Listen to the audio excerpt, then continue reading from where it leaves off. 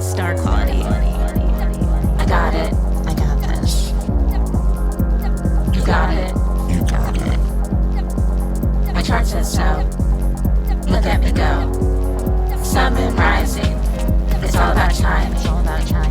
Earthlings. What's it all mean? What's it all mean? Star quality. What's it all mean? What's it all mean? Mean. Star quality. Woo. No, dude, really, what does it all mean? Star quality. I got it. You got it. You got it. Star quality. Star quality. What is up, star children? Welcome back to Star Quality and happy new moon in Taurus. Happy Taurus season. How's everyone feeling? We are in our first full sun sign season out of retrograde time, out of eclipse time. I know I keep saying that, but it was similar to, let's just say like the pandemic, how like we just move on and don't really talk about it and didn't acknowledge the time we were just in. I feel as an astrologer fully responsible to acknowledge the time we all just experienced and are still in, even though I feel like we are on another side since Venus went direct and since we had the Libra full moon, and this being our first new moon that is also Venusian, that is, oh my God, yeah, first new moon and lunation post Venus retrograde too, because that full moon was just still inside that Venus retrograde time. That being said, just acknowledging we're still coming off of a time that was very, hopefully at best illuminating, at worst, well, I guess many things can be at worst, but maybe confusing or disorienting, frustrating, all of that. You aren't weird if you felt that way, because I swear this year, 2025, has probably been the most bumping time for me to get, texts from my mom or like family members or people who maybe aren't like astrology devotees. Like maybe they like it, but, even like astrology non-fans, like just randoms when I mention, I'm an astrologer, and they're like, oh my God, what's going on this year? What's going on with this? And it's like, what's going on? I like everything. And 2025 is not done being really, historic is like the main key word for it. We are not done. The first half of the year really can be sort of chunked into what I call the Retrograde Revolution. This started in winter 2024 and took us into spring 2025. And then come still spring into fall is a time period I'm calling a taste of the future, since we are going to have all of the outer planets moved into new signs. Pluto has moved into Aquarius and is staying there. It's the kind of anchor. But we're going to also have Uranus move into Gemini, which we're going to talk a lot about Uranus in this episode today. And then also Neptune has recently moved into Aries, but it will eventually retrograde back into Pisces. Same thing with Uranus and Taurus. It's going to go into Gemini. We'll retrograde back into Uranus and Taurus. I'll go over mainly the Uranus dates. We'll talk about Neptune at another point in time. But this first chunk was really about soaking in where we're at, seeing where the chips are falling, getting a sense of what is even happening. And, I've been encouraging folks in their readings, which a great time to say, if you want to book a one-on-one with me, I would love to see you in your readings.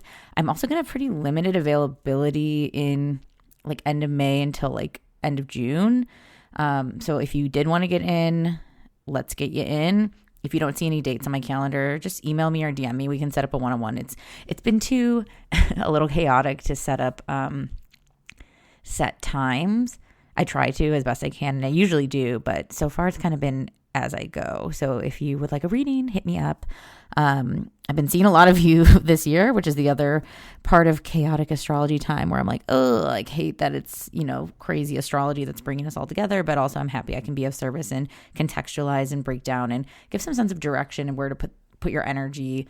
In my readings, I like to tell people where there's areas of flow and go, and then where there's areas of rest and maybe reconfiguration. So would love to see you. Yeah. And the taste of the future that's coming up, I think, is really reflected in this new moon, because we are at a turning point of the year. This is probably the most pivotal time of the year where we are really seeing where we want to go next.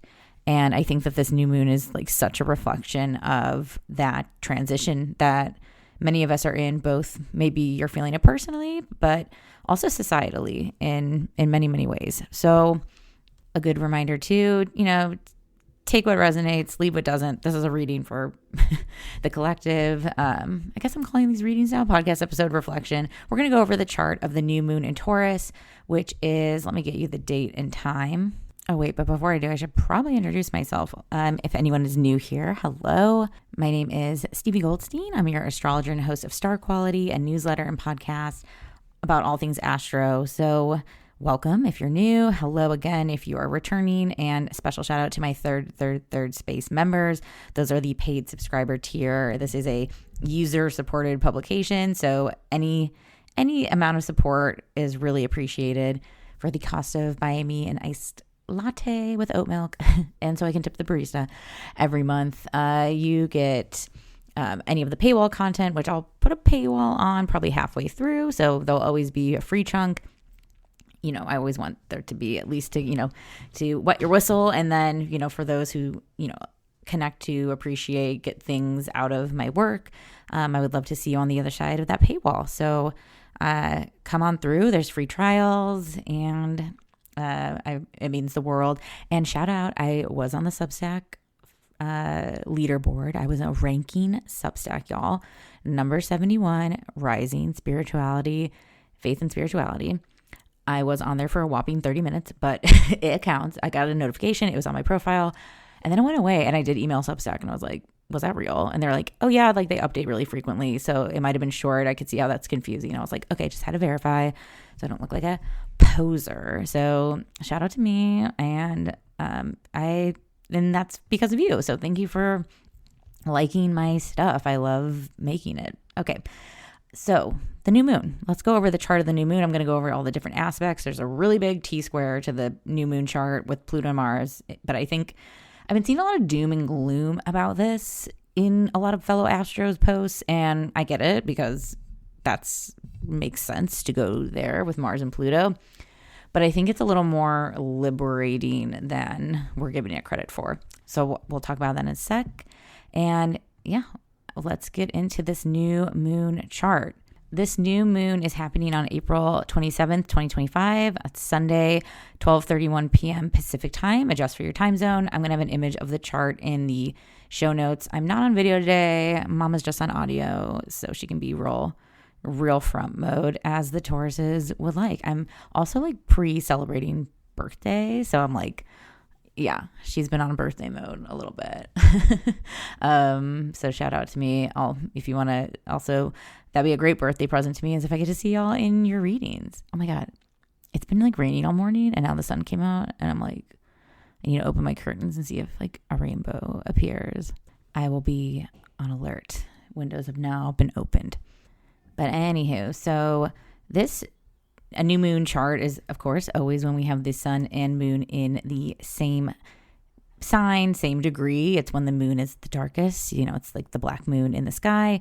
And new moons do represent a chance to go inside and go internal into, in that darkness, in that lack of moonlight, to go inside. The only illumination we have is ourself, to connect with what is it that we, want to build, to do. New moons about new beginnings.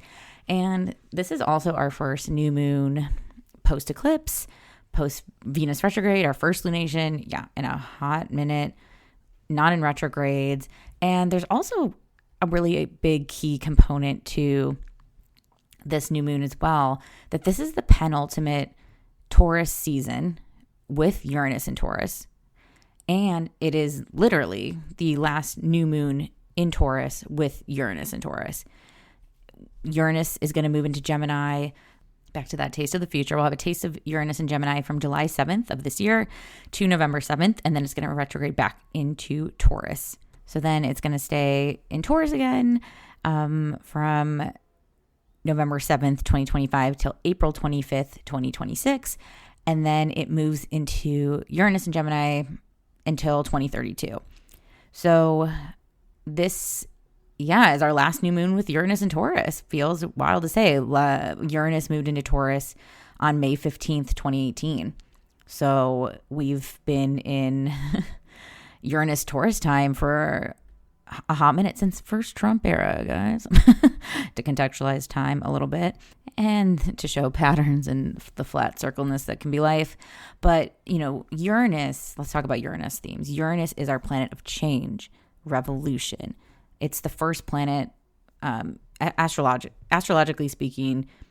For centuries, people only used the planets that were visible with the naked eye. So, we call the sun and moon planets, sun and moon, up to Saturn. So, Mercury, Venus, Mars, Saturn, Jupiter, right? That's all we could see. Then one day, once we got mega telescopes, boom, Uranus. And I think that symbolizes also what Uranus is.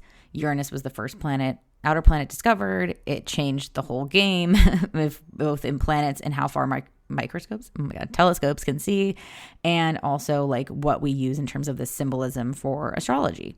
I've heard Uranus described many times as the kingmaker or king toppler. It definitely exposes, changes, very Pluto in a way. I do think it has a lot of Pluto similarities in that transformation, but also it is, I think Pluto can sometimes be from like old soul depth searching, where Uranus sometimes is really random. Like, I hate to be like, she's that random girl, but like she kind of is. And so Uranus has been revolutionizing wherever it's been of course, in Taurus, in your whatever houses it's been transiting, whatever planets it's been impacting. Of course, any earth signs are for sure feeling it. Any fixed signs are for sure feeling it. But it is making change wherever it traverses. So that's why, too, Uranus moved into Taurus in 2018. So if you're an early degree Taurus, if you're born in the first chunk of Taurus season, you're feeling those changes probably much earlier on in 2018, 19, 20. And then those who were born at a mid or later degrees of Taurus, were feeling that more in the latter half, the 2021, 22, 23 to now. And especially it's been hanging out at this later degrees. It's been at like 26, 27 for a minute now. So if you have any planets there, I'm sure you've been feeling that impact. I feel like the Tauruses I've known over the years have definitely been like in a very big time of change. And I can see the ripple effect of like the early degrees ones. It's just been going in order based on Uranus's movement. And Taurus is, when we think of Uranus and Taurus themes, Taurus is connected to finances, agriculture, food, love, also like labor, like work in many senses. I think earth signs always have a connection to work. And I think in these last few years, Uranus and Taurus, we've definitely seen a lot symbolized with, of course, finances, especially recently with the just tariffs and trade. Also, in terms of global warming, of course, Taurus represents the earth. We might maybe see some more changes rooted to more air themes, when Gemini comes. So maybe more technology or air quality or communication safety and all of those things where we might need to have some updates. Also, too, with I think of Taurus with Venus and fashion, we've really seen the rise of fast fashion. And of course, fast fashion is still in power, but also so much of a change of conscious awareness around clothing and thrift culture, and then also seeing thrift culture then, taken over by deep pop vultures and resell things. So you can kind of fill in the blanks. I would love to hear your Uranus and Taurus observations. What do you think since 2018 has changed about how we as a culture connected Taurus energy, whether that again be agriculture, fashion, relationships? I mean, of course, I feel like dating culture and has changed a lot. Funny LOL male loneliness epidemic during Uranus and Taurus, where it's ask anyone, be like, I think it's more you and hatred of women. And of course, in a literal sense, the overturn of Roe v. Wade. There's just, when we have Venus, we can definitely connect it to the themes of femininity. So that being said, this is the last new moon with Taurus in the sign. It's not nearby because this new moon is at 7 degrees. And as I mentioned, this Uranus is at 26. But it's still in the same sign. And it's our last hurrah with Uranus there. So I also think are you ready for a change in your matters related to Taurus themes, whatever house Taurus is living in, whatever planets it's impacting. You know, for me, Uranus has been going through my 11th house forever. And wow, yeah, I've had so many changes of, 11th house themes being about friendships and communities, and also planning my future. A lot has shifted in where I thought I'd be by then, and in a positive way.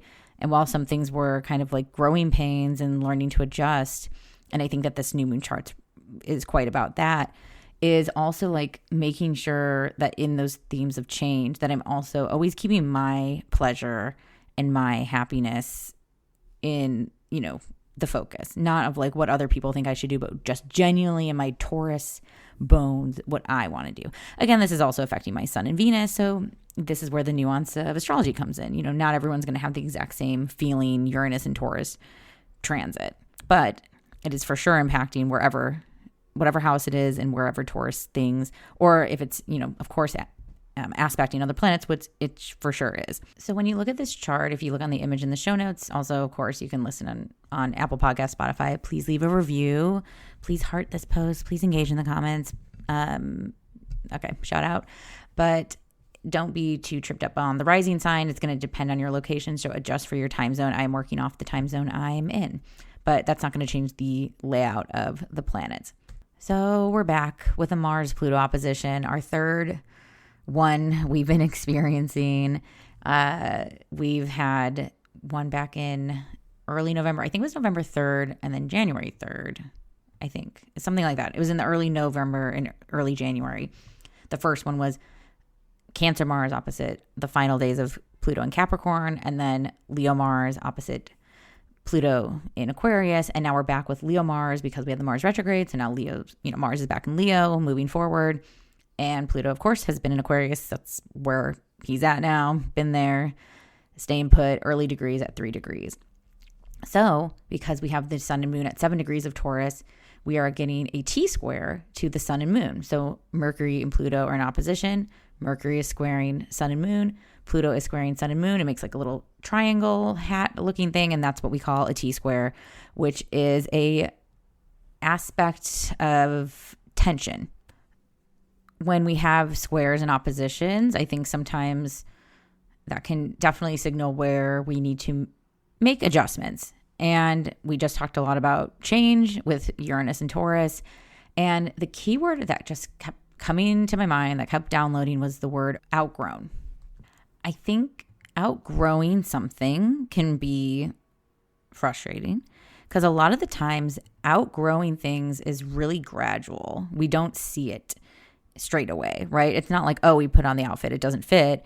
It's like, oh, over time, now it doesn't fit. Over time, this is just not my style anymore. Over time, oh my God, that was me from my rockabilly days, and now I'm in my more clean girl, whatever. It is something has changed, and it's not because anyone did anything right or wrong. It's just because time happened. It's just because time continued.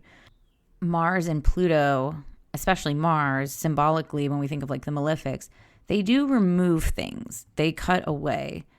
They, if things are outgrown, also on the flip, they could be overgrown. There could be some refining that's needed. Where do we need to like trim away things?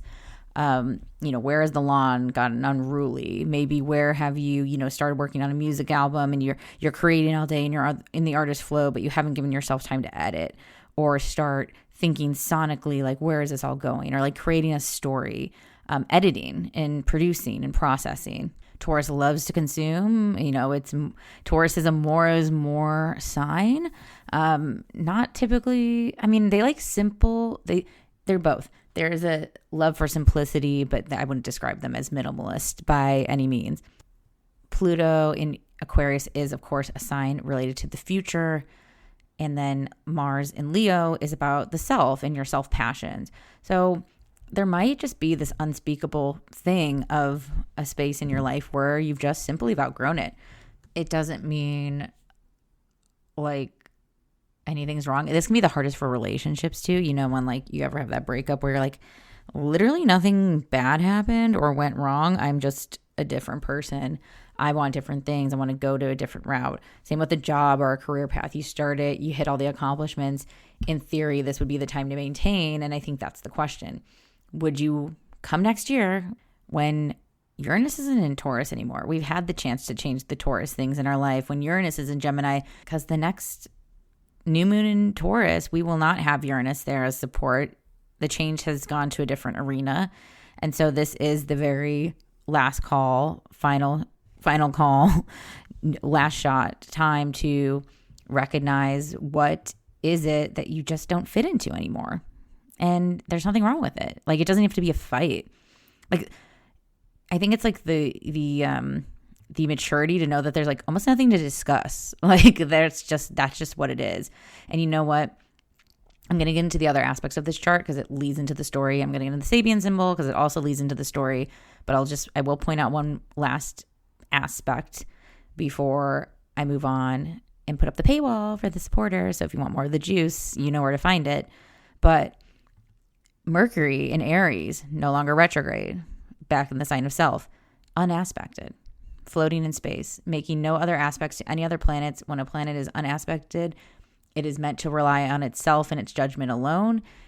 It is just Aries Mercury's thing, and it is just a hard look at the truth of, do you like this, yes or no? You know, if you had a magic pill to be anywhere else, you know, do you like where you are, or would you go somewhere else? And sometimes we just do like where we are. So again, this might not be applying to you, but for those who need to hear it, hello, welcome to your message. So, and also for those of you who are maintaining, what also do you need to, you know, you still have to trim and refine as you maintain. So that message still does apply to us all. So yeah, I think, of course, I see why there's been doom and gloom, and I totally get it, because like Mars and Pluto, and look at me, I've said this before, I was like, I will never underestimate a Mars-Pluto opposition again. I think it was definitely worse when Mars was retrograde, obviously, like, ugh, that was like actually physically felt disgusting. But I think now there is just a real, you know, stepping back, zooming out, having a look in the mirror, having a look in you know, the self mirror, if you will, and going, what is welcome, like saying hello to the new you and what you want in this next chapter, mainly for the rest of this year, for sure. And that it's setting you up for the future for 2026 too. Because that's the other part of this. The moves that are being made during this time are impacting what's going to most likely be happening in 2026 for you. So again, maybe you make no moves. That's like totally fine. You know, I don't want anyone to be like, oh, she said if I don't do things now, like I'm saying even symbolically, the signs that start to come up, like you don't have to go, you know, pack up your house in boxes and move away. But, you know, if you keep watching movies of, you know, the Florida Keys and it keeps calling to you and always wanted to spend a summer there or fall there or whatever. I mean, whatever is not hurricane season, I guess. Or maybe you want to be there for that. But maybe you're a storm chaser. But I think it is those things of like, where have you needed a taste of the life you've wanted and where have you held back on actually giving it a try? Even if it's like a taste. Again, I keep coming back to the taste. Have a taste. You will know if you want more. You will know if you want to go back for seconds. But I want you to walk away from this Taurus new moon, from the rest of this summer energy, for this taste of the future, knowing you've tried everything, that you gave it a shot, that you won't look back and regret that you didn't go for it 100%, 125%. Isn't that the new tariff rate for China? Anyways, I'm sure that will change. That will for sure. Well, actually, maybe not on their end to us, because I hope they stand strong. But from our end to them, yeah, we've realized that we've very Uranus and Taurus, like Uranus and Taurus in general is about our resources. And we stepped in, like we had all these resources when we didn't have the higher hand. We had the customers, we had the consumers, but we did not have the resources. And now that's been just a real literal Uranus and Taurus resource battle, has it not? Okay, let's look at what other aspects are. Well, let's look at the aspects being made to Uranus, which there's a lot of very literal positive ones of change here too. Connected to Venus, Saturn, the North Node. So I'll get into that, but this is where the paywall starts. It was lovely, breaking this down for y'all, and I hope to see you on the other side. And let's keep this chart going.